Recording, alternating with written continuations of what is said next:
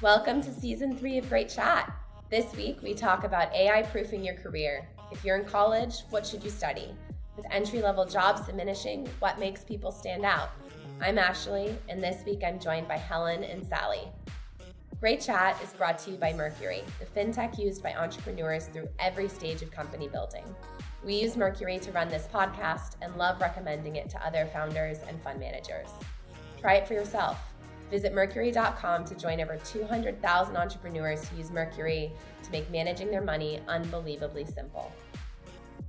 Hey guys. Hi. Hello, ladies. Happy season 3. Another season. Speaking of seasonal, Sally, I like your sweater. Oh, yes. Thank you. Shout out to our dear friend Nagarin for this new sweater collaboration with The New Yorker. I've seen that all over Instagram. It looks super chic. You look great in it too. It's so comfortable.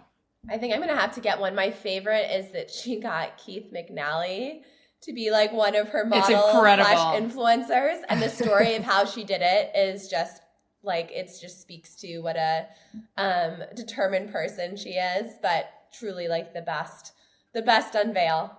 Oh, it's been an incredible journey for her. And it's The New Yorker's 100th anniversary, and so the fact that they are doing a collaboration with her is very, very cool.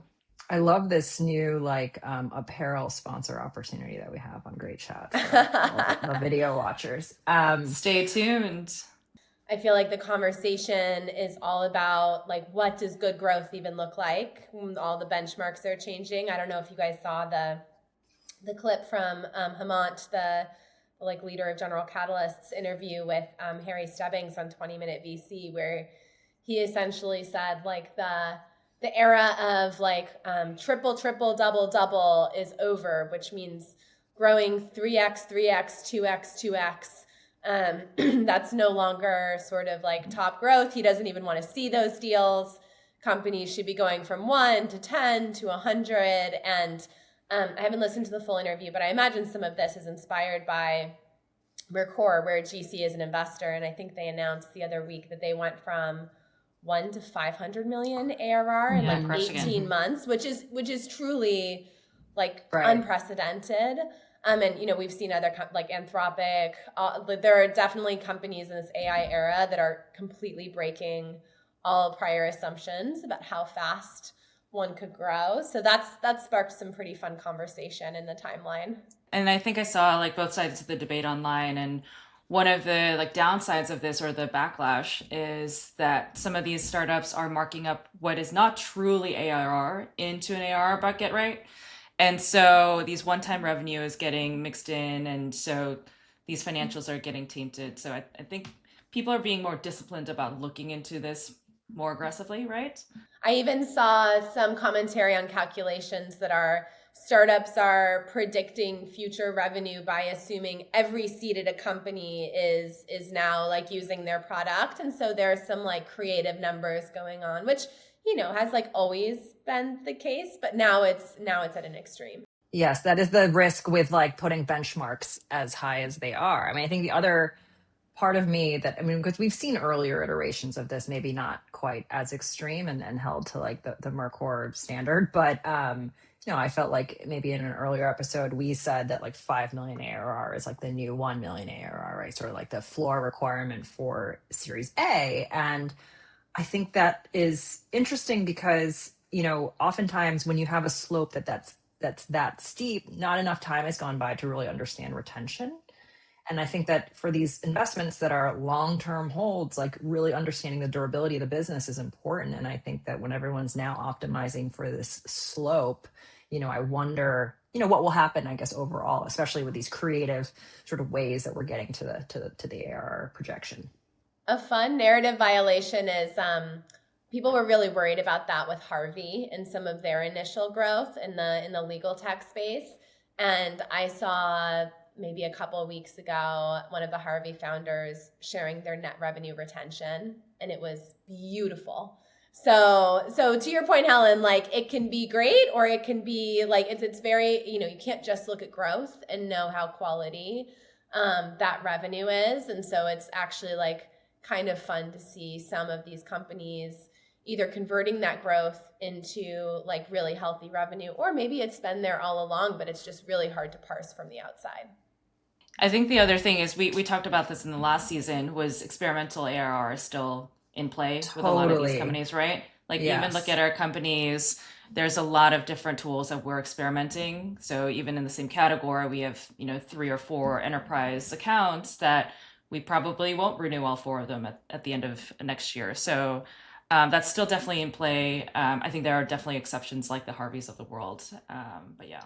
But I think companies are getting better at experimenting. I think that before there were switching costs are really high, but I think what the SaaS era has trained all of these companies to do is to get better at like sort of trying and pushing out like quickly without completely disrupting, like their flows. And so that needs to actually be factored in to like, I think the arguments of, oh well, once we have our foot in the door, we become essential. And I just think that like that's also sort of like less true, because I think companies are adapting it as they should, right? So much time has gone by since there was like the explosion of SaaS inside Fortune 500. I do think there's a really interesting question for startups, especially like very early stage startups who haven't yet chosen a path of triple, triple, double, double, or 10x.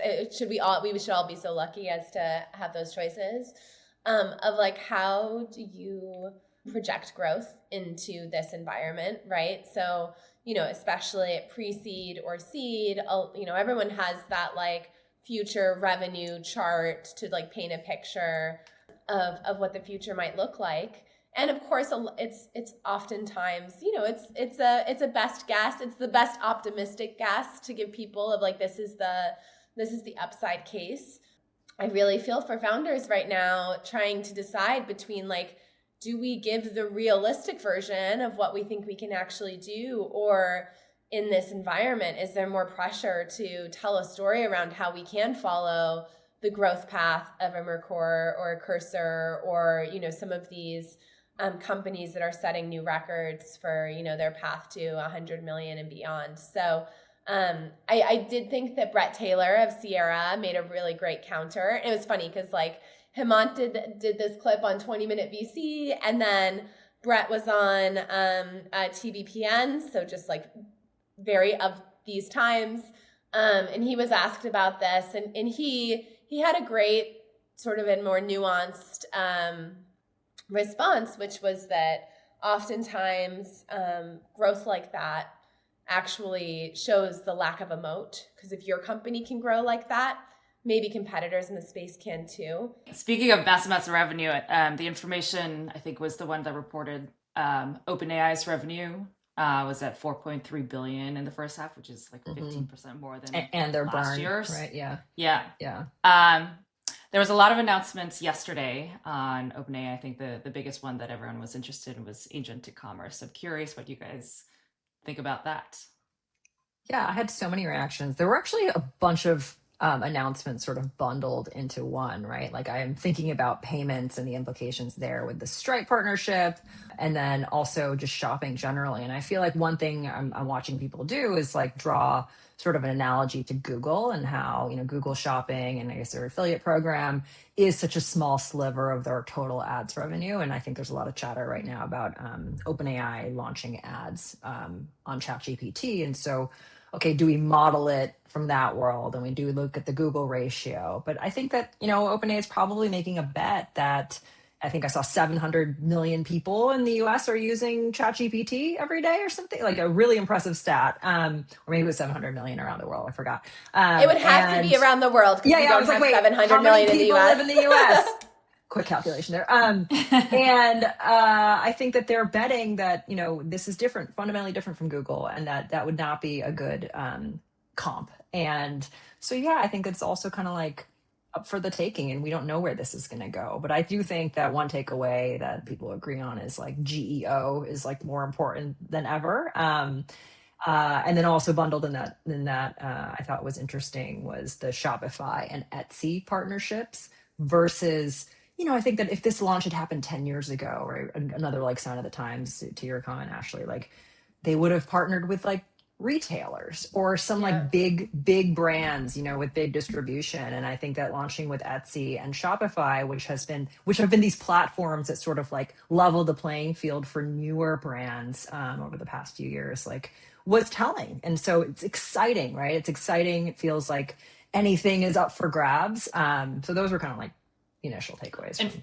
the announcement. and for those who don't know what GEO is, this is the new SEO, which is I think generative optimization engine, or AEO, which is answer optimization Generative engine optimization. So. And engine optimize engine optimization. I haven't had the one unique thing, or one thing that's going to be a differentiator between OpenAI and the Google Shopping. Because I do click through Google Shopping, but once the engines understand my taste really well, right now it's they've only partnered with Etsy, and then they're going to start rolling out, I think, with some of the other partners. But once they have the entire commerce sector on the platform, and they really know the type of like brand or type of quality of t-shirt and sneakers, and that I like tennis, shows up, then I think it could be really powerful in that memory that Google search doesn't have.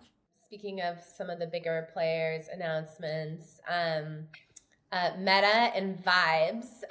It got me to download the Meta AI app so that I could like scroll through and see it for myself. Have you guys played around with it yet? Was it amazing? Um, Okay. I think you said it all, Ashley. Yeah, exactly. I don't see myself like going there and just spending hours watching. I guess maybe just for folks who haven't followed the news or played with the app. It's an AI only generated content feed, all video. And I guess you can like remix things from other people. I have not tried that yet. I will say I read a piece from Ben Thompson about it. And I agree with him that it's actually kind of a relief to know that it's an AI only feed versus like trying to parse what you see in Reels or TikTok. Like I like appreciate that it is like the goal is not to trick people. It's to like explore the boundaries of AI and imagination. And so yeah, it's interesting.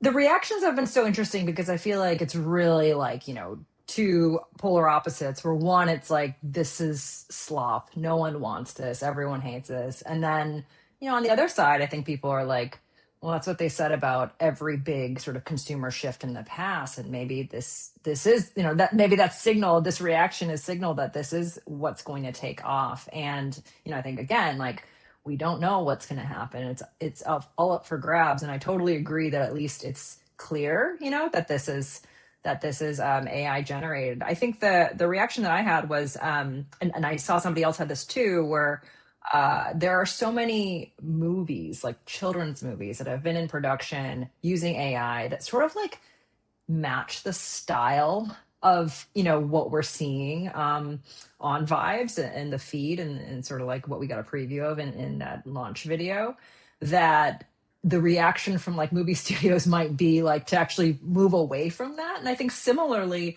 like I'm craving like beautiful cinematography that is so uniquely captured in a very analog way. And so that maybe that's like a boomer comment from me, but also you're seeing a lot of like kids, have nostalgia over like these sort of like 2D cartoons or stuff like that. So I don't know. It could be interesting and spawn creativity sort of in these mediums of the past. I have some thoughts on this too. So that Wired is also reporting that OpenAI is rolling out a similar feature like this with their Sora 2, right? Which is like their new competitor to Meta. I think like if you look at how the transition of like social media content has evolved, we went from filtered Instagram posts like at the very earliest stages of when Instagram rolled out to very high cinematic, and then we went through the phase during Snap where everyone had face filters, and that was kind of a fun thing. So I do think uniquely there's a interest in AI generated slop, to your point, Helen, and the quality of these images and videos are going to get much better. The other thing I thought was interesting was So the Meta one is between Midjourney and Black Forest Labs are the ones that are powering Meta's platform. And so I'm curious how this impacts Discord, because Midjourney I think was like 13% of Discord's traffic in 2023, and then they they got rid of their exclusivity, but still it's a big portion of that. These models have no places to host that's a more consumer facing, so a lot of the people that want to generate images on Midjourney or on Black Forest Labs needs to go on, FAL or Korea to create these. So having this consumer interface will be a huge boost for these image generation platforms. So I thought that was interesting. Yeah, the distribution point is so spot on, right? Like Meta's advantage is that every time they launch these apps, it's like they have this built-in, user base that they can tap so easily, where they don't even have to go through an aggressive sign-up process. Cause it's like, oh, are you this person on Facebook or Instagram? Great. Like here's your friend graph, right? Your follow graph, and here's all of this content that we can actually serve you and fix the cold start problem, because we have all of this data on you anyways, right? So I mean, yeah, that on does that seem like an note, advantage. big news was that Threads surpassed X in Right. terms of I total missed users. that. Which is Yeah, so yeah. crazy to me, because maybe I'm just like, I have a horrible Threads experience. I absolutely like want Threads to be a viable, alternative to Twitter for us. But like, I don't know, my feed is so bizarre. What do you Yeah. guys No, experience on? mine too. And then the content that Threads sends me in my Instagram feed is so weird. And I'm partially to blame. It's so weird that sometimes I click because I'm like, what is this?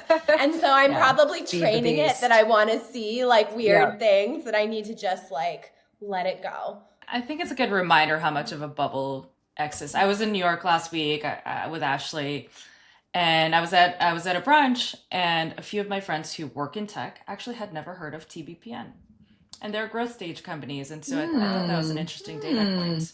A friend at that brunch who has a startup also hadn't heard about 996, and I got Yes. to explain it to her. I, And I was I like, have oh, seen people we're say so that online. it's a very like also like San Francisco bubble thing, right? And like, investment bankers have been doing 996 or something more extreme for a really long time and never felt the need to be so performative about it. I think was a valid point.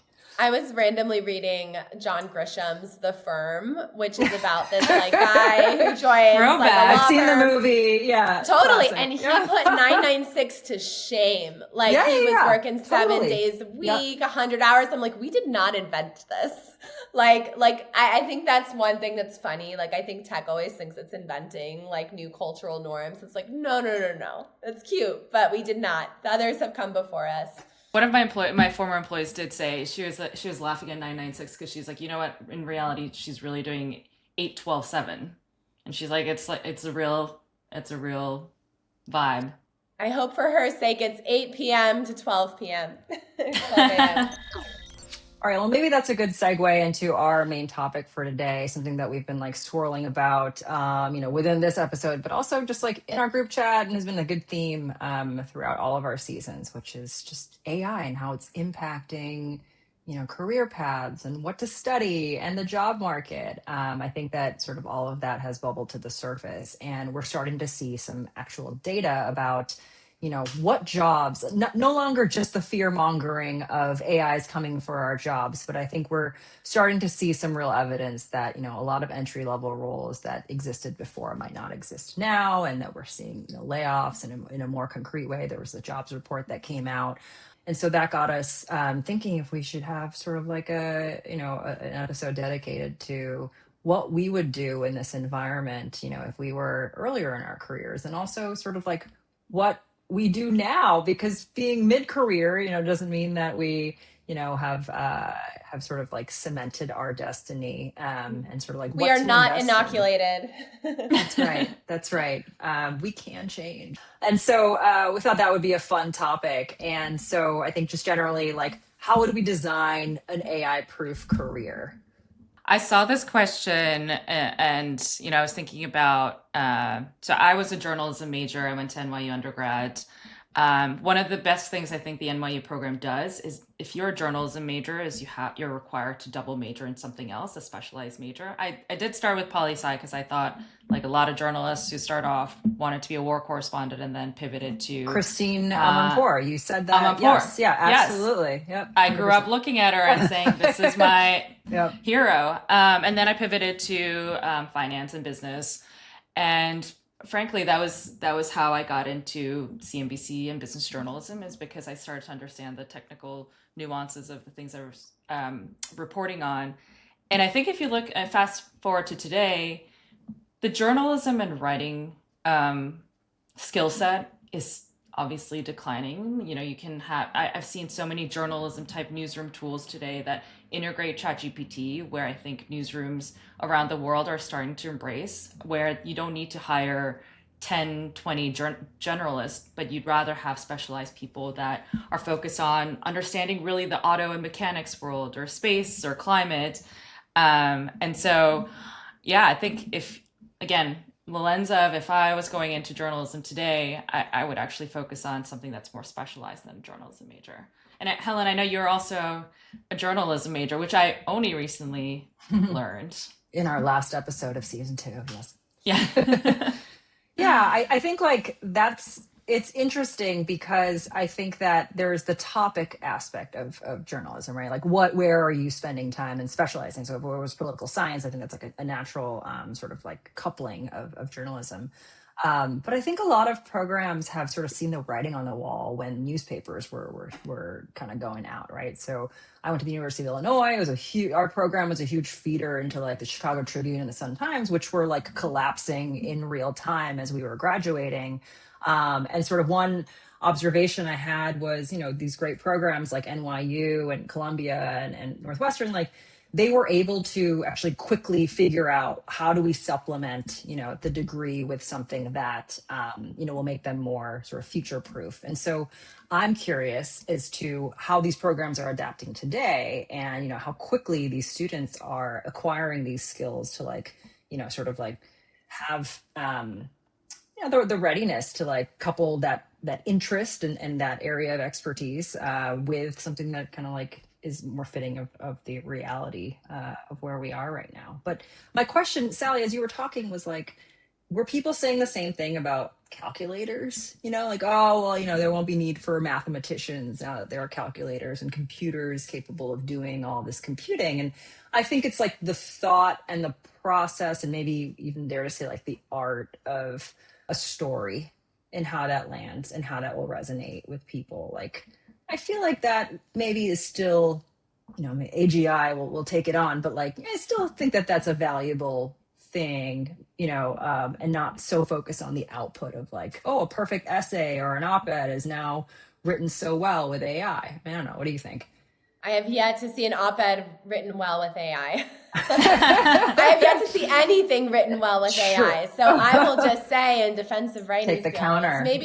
Maybe not in defense of journalism as a career path, because I think it's like a very hard one right now, given the state of the industry. But like good writing and good thinking has like probably never been more differentiating, especially as all the AI slop continues. And who knows, maybe in a year I'll be eating those words because, ChatGPT and Claude will just be like so good at this. But yeah, I'm just gonna defend the skill sets that one might learn in a journalism degree. But also, like, if you were gonna be a journalist, you'd also have to learn about like distribution and audience building and so many things that I'm guessing were not a big part of your majors back in the day. Like, it's just a different toolkit that's needed. It got me also thinking about, we spoke to Rachel Profit, who's the CEO of Cooley in season one. And these services industries like investment banking or law, we always talk about these tools like the Harveys of the world that are eliminating a lot of the entry level jobs. But you're going to need the high skilled MD or the big partner at these firms that are winning the deals and bringing these people in. So I was thinking about it, and I don't know the answer. Like, how do you develop the like people skills to? Are you the like top 1% of the law, of law school, and then you learn your people skills and your sales skills, or do you go about it a different way? I don't know. It got me thinking about that. I love that. We talk about that a lot at my fund in a healthcare context, like the idea that what is valuable is either the people part of things, like the doula who like shepherds you through a healthcare experience, and then there's like the surgeon who has like very specific technical expertise. And I'm curious if like that dynamic plays out in other industries as well. So maybe the people who are really good at sales are really good at customer relationships, and the people who have very targeted expertise. I really like, and maybe I just like want this to be true, but I really think this is like a great moment to be a generalist. And part of that is revenge. When I was applying for college back in the day, like everyone wanted you to be like the top 0.01% in one thing versus like well-rounded and good at a lot of things. And it feels like something that like kind of swings back and forth. But I really do think that it's very hard to predict the future right now. It would be very hard to like pick a very specific career path right now. And so actually having sort of a broader purview, having the ability to like learn how to learn, which is supposedly what a liberal arts degree does. We can debate whether most schools actually do a good job of that. But I was reflecting on this question for myself. I double majored in government and English, and I didn't even think about applicability to the real world because I was going to go straight into law school, and then had like a quarter life crisis and ended up moving to San Francisco and taking the first job I could get, which was at an entry-level PR firm, which was my accidental pathway into tech. And the reason that worked out for me was because at the time I was doing that, there were lots of entry-level roles available to people who had good enough grades, who they believed they could train up to do this like very basic job, right? I literally studied a printout of the Wikipedia page for PR on my way to that interview. I knew nothing about the craft, but they were used to taking people like me and sort of explaining how the job worked, and then had like, a little ladder you could climb within that. The challenge is like, does that still exist for people? Like, can you come out with a liberal arts degree but no applicable skills? And I think like my hunch is probably not. And so I think like I'm still pro liberal arts degree, but I think you need to be like doing things alongside that, right? Like whether that's like building, like playing around with like building apps, like launching your own podcast. Like I just think you can't go out into the real world anymore without any understanding of like what I really was like this like naive little liberal arts baby, and it was okay. Like there was a path for me, and I think people just aren't willing to do that work for people anymore. Like you need to have some tangible skills to be relevant in these like dwindling entry level roles. Oh, interesting. So I would take the counter on that. I still think liberal arts is relevant and valuable as long as you're like this smart, charismatic generalist who can still, provide examples of how you're good at learning, right? And so I saw a Sam Altman interview where I think somebody asked him like, AGI is coming. What skills are you teaching your son, right, to prepare for this world? And he said kind of what you just said, Ashley, like getting really good at learning how to learn. And I think that whether it's you're building something on the side or something, like showing, initiative, right, demonstrating an ability to learn quickly and well, and just having like tangible proof points, right, that you can do it, I think is almost just as good as actually, developing like another sort of like entirely separate path in parallel. So I think it's less mutually exclusive, but I'm still for like, I think there's we're in the agreement, psychology. Helen. Okay. The psychology I think we're of saying like the same thing. selling. Yeah, the psychology of like trusting someone and making a bet on them, I think that like those things, like human behavior and psychology, like take a lot longer to really change, even though technology is moving so quickly and everything's moving so quickly. I think the time it takes for someone to trust another person or to trust a company and you know, buy something or trial something for the first time, like that's not changing that quickly. And so I think as long as that is true, people who are, you know, just like magnetic, you know, like those people you meet where you're like, oh my gosh, like that person, you know, they just exude charisma and people are gravitating towards them, or that person is their time to trust is shorter than the average. There's an emerging manager I just gave a reference to, and I said that I was like, oh, you know, like the time to trust is very short for this person. Like they that's a really interesting and amazing quality about them. I think those things actually become much more valuable, and some of these things unfortunately like aren't things that you can necessarily learn, because I think what I'm describing is like this. Well, I mean, I think you can get better. I think you can improve, but this is where I think you have to win the like either genetic lottery or just like have some of these innate skills. I think you can learn a lot, but kind of what you're saying is like EQ matters as much as IQ now, which is especially interesting in a tech context where like the hard skills and IQ have long been valued like much more than the soft skills and EQ, whether or not that's fair. Helen, that kind of brings me to our second point around you know, what are some job tips or interview tips for like when you're actually like looking for work and entering the workforce. And I was thinking about like much like you just said, like who's going to do well? It's people who present really well and can tell a really compelling story. I think the person who's completely screwed is like the asshole specialist. Like I'm sure we have all worked with people who are total jerks, but they're just like really, really good at the thing that they do. And so everyone tolerates them. And I think like AI is just so good. And granted, this is like a very like broad brush that I'm painting, but a lot of like very narrow technical expertise, AI is going to be really great at. And so I actually think a huge piece of charisma is one way to put it, but I think about it as energy. Like when I think about my next hire for my firm, like I'm like the thing I care about the most is like what is the energy that person is bringing? Because that's one thing that like AI can't really do, right? It can be sycophantic, it can be supportive, but like it's a distinctly human quality to bring great energy and ideas and be someone that people are excited to work with.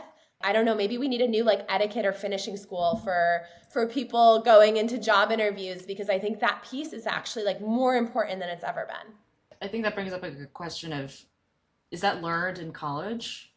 Because it's not something that you learn through a textbook, right? Is it a real life experience, or is it like the reason why people play sports is because they understand how to work as a team that is, you know, learned in that setting that you can't learn through like education?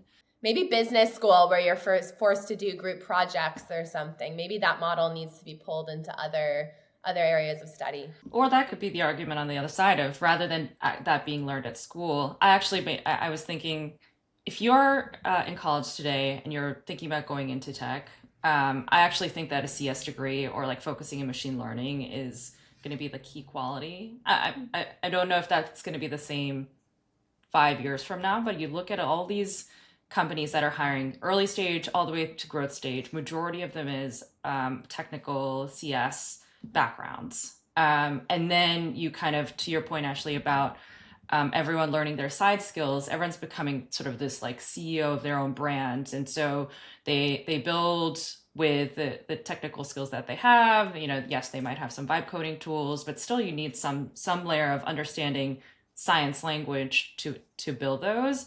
And then you build this brand in the social world that you're in. And that's the same education you would have gotten in a, let's say, a business school or in college, but you're doing it in real life because everyone is interacting in a different way, in a more digital first way. And I think vibe coding is a great point you just brought up, because like there's a lot of chatter around like how difficult it is to debug vibe coding sort of like projects, right? And guess who's really good at that? Oh, people with a more classically trained, you know, computer science education, knowing how things work, right? And so Yeah, I think I'm one of those people who think that it's sort of like I think a computer science degree is going to be valuable for much longer. I think than like what the average person is saying right now. But I think it like kind of all matters. Like you probably need to be one of the best at it, right? Or you need to be trained really well. I mean, we see flavors of this all the time and make these like sort of, big bold statements. Like remember when all of those boot camps were popping up and there were those like Austin Allred's thing. I forgot what the original name of that company was, but people were sort of like, "Oh, why would you spend so much on a CS degree from Harvard or MIT when you can go to this cute coding boot camp, right, in 6 weeks and get a job at Facebook or something?" And it's like, well, that didn't really pan out right the way that everybody thought it would. So yeah, I continue to believe it'll be valuable. I do wonder if like CS degrees need to change. Like one thing I keep hearing from like technical people who are building either like in AI or like AI adjacent is that the ideal candidate is actually more of a like product minded technologist. And so again, back to Yeah. this more generalist point, like because you don't have to learn all the specific languages yourself, like your value is actually much more in like the product thinking and pulling together like interesting ideas and thinking about different ways to like automate or integrate things. And so I would be hesitant to like tell someone, oh, you should 100% do like a classic CS degree. And if you were, I would say you should probably expand your skill set beyond that, because right now, like those people aren't being hired into roles. And so, whether or not that's fair, like it's possible that trend will continue. And so I think you can't rely on a CS degree the way you maybe have in the past as like an automatic ticket into a job that you want. It's like the topic we've talked about of like style is more important than ever in this AI world. So like to your point, Ashley, around Taste. taste, not style, taste. So if you have really good taste in product design and you know how to build these products, you're differentiated than someone who just can build without any. I also remember like 15 years ago, 10 years ago, and Helen, you were kind of getting at this with the coding boot camps. Like when like journalists would get laid off, people would just like yell at them on Twitter, learn to code. And like, I think like learn to code is like good advice, but only if you actually want to do that. Like, I think we do people a disservice by being like, this is the only path to relevance. So everyone should probably be vibe coding on the side, but get a CS degree if you're super passionate about like building technology. But otherwise, like, everyone's going to have to be technical to some, all the non-technical people are going to have like a new level of technical aptitude, and all of the technical people are going to have more business skills. And it just feels like that is the way of the world, but it also just makes you more adaptable and flexible in a time where it's very hard to see around the corner.